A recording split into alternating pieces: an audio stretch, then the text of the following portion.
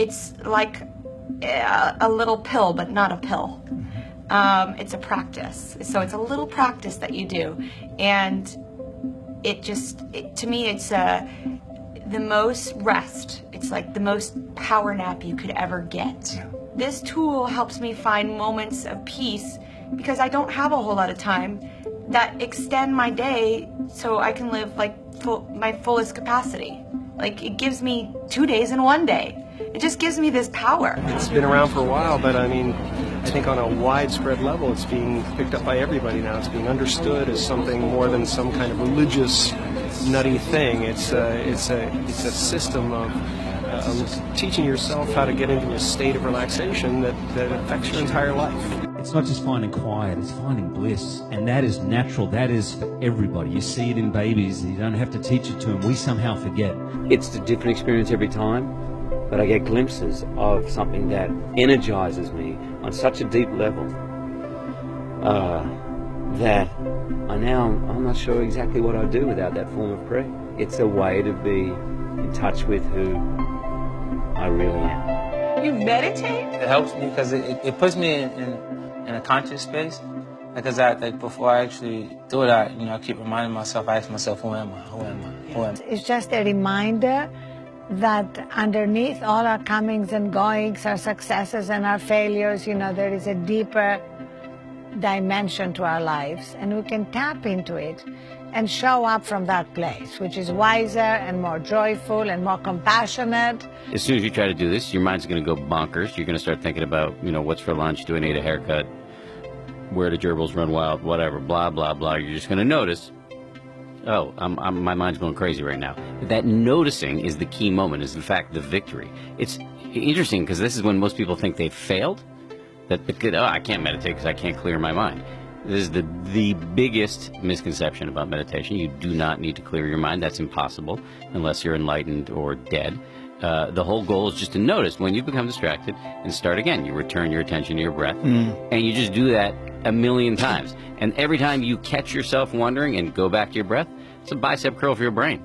It changes your brain. To have that tool now and to be able to go inside to the deepest part of myself and to access that and to recharge my battery internally within myself, I feel so badass. I was personally not in a good place.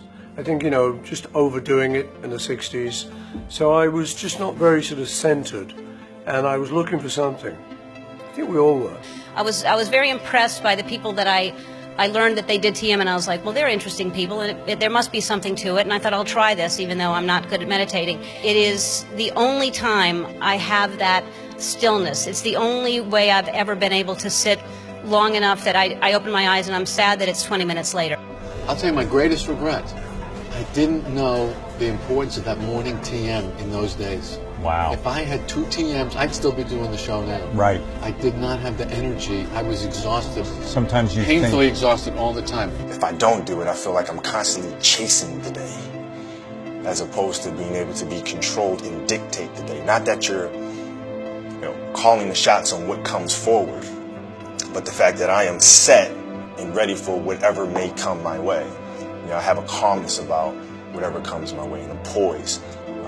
And that comes from starting the morning off with meditation. It's like a kickstart for your day. It just centers you, and your stress levels are just down, and you find yourself interacting in the world much easier and better, and in a calmer way. And there's just a peaceful joy that sort of comes over. As much as we pump iron and we run to build our strength up, we need to build our mental strength up. I am a big proponent of meditation, and for radio, I feel it added tremendous creativity, and having that morning and afternoon. In fact, to this day, after I do the radio show, my head is pounding so bad from the headphones and the loud noise and 5 hours of headphones and talking. I mean, it's exhausting. Right. I go and I meditate, and I walk out, and I have the whole rest of my day. And I'm a new person. I know. I don't think I could really live without it. I wanted to learn about transcendental meditation due to my dissatisfaction with some of the pleasures that I talked about. Drugs, the fame, the celebrity, the consumerism, the wealth, all of these things that pledge happiness but deliver so little of substance. And in learning about transcendental meditation, I found very quickly access to a deeper state of happiness, which is very profound. Meditation promotes gratefulness. You want to be grateful. You want to operate from a grateful space. It allows you to, the person who is grateful is really attractive. It allows you to be a good giver. And again, good givers are great getters. I think that kids are growing up in a world that's full of stress. It's full of anxiety everywhere. There's this pressure to succeed. There's this overemphasis on things on the outside. There's a de-emphasis on the things on the inside.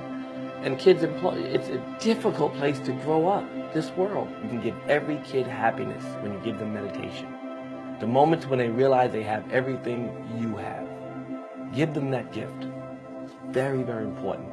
It's the greatest gift you can give is consciousness. So please,